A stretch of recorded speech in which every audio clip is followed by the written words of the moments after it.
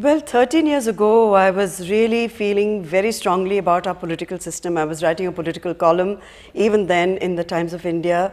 I have monitored change in India, political, social, and otherwise. So when I thought of my next novel, my first thought was that I should try and occupy the skin of a male protagonist, because I hadn't done that earlier. Had it to be a male protagonist, which I knew I wanted, what kind of a character should that be? And politics was something that fascinated me then, it fascinates me now, and it impacts all our lives. So the character of Sethji was really born 13 years ago. I had the structure in place, but as I also mentioned during my talk, most writers, I think, don't always stick to the structure, because the characters develop a life of their own in a way, and they start telling their own stories. So in the original structure, there was no Amrita. Amrita sort of slithered away into my imagination and into the book. I cannot explain from where she came. I cannot explain from where she may go next.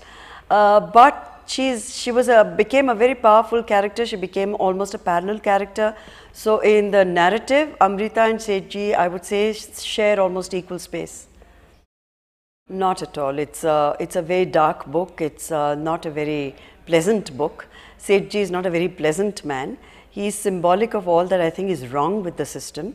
So if at all, I would want an India where we don't have to tolerate Sethji, where we don't have people like him in a way exercising a great amount of control over our lives. So no, it's a strong statement against what I see around me, which is deplorable, the degradation, the corruption levels. We all talk about them. This was my way of expressing what I feel through a character.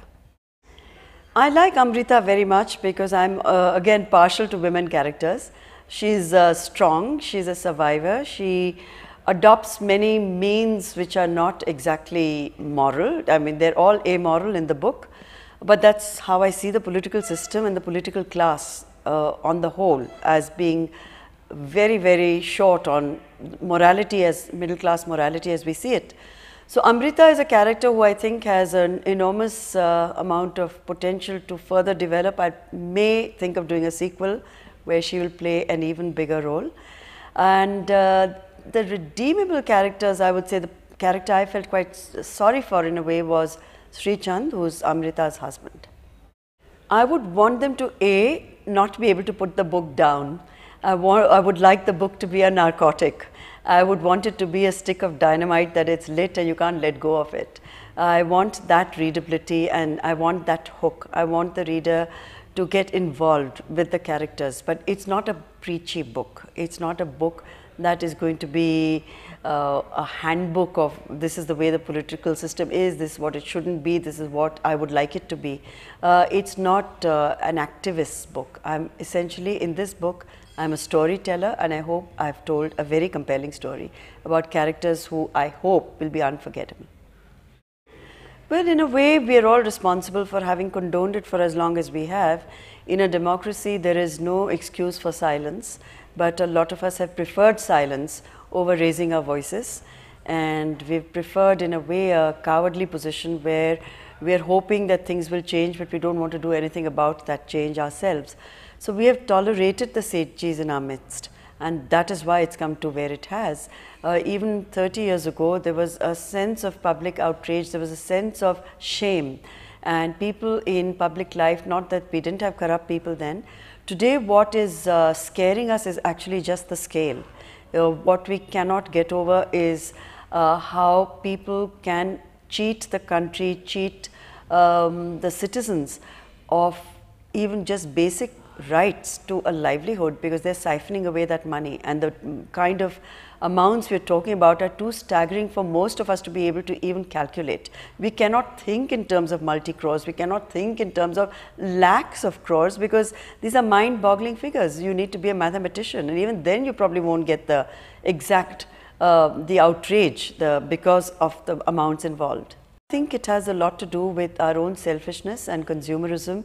We are more distracted by the new mall and what that mall is going to offer, rather than what we should be doing about our neighborhood, for example, or even about a bad road, which we can certainly ask our local representative to make sure that the road is repaired. We're too busy chasing materialistic dreams. This is the new India, and I can understand that too, because in any country and in any culture which has been deprived for as long as we have, there's suddenly a very large mass of people with money and disposable incomes and various avenues where to spend that money, and entertainment centers which didn't exist. So we are very distracted from the core of the problem, which is really the political system which needs to be overhauled. Because I felt fiction would reach many more people, it would be more effective. It's like how I believe that a television serial or a movie sometimes has much more power than an academic book on the same subject, because people can connect to what a movie is saying, even a music video is saying, what is happening on Twitter or YouTube. These are our platforms today which are far more effective.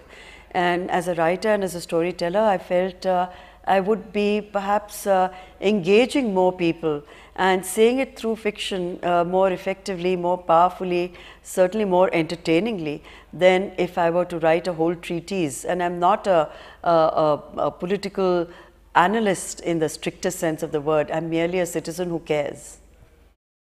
Well, on my dream list, it would be Sanjay Dutt to play Setji, in terms of just his physicality and a very strong, powerful screen presence, and enormous amount of talent, a lot of it untapped. For Amrita, it would be Kareena Kapoor. She's one of the most talented actresses we have today, very beautiful, alluring. She has the sharpness that I need from a character like Amrita in the book.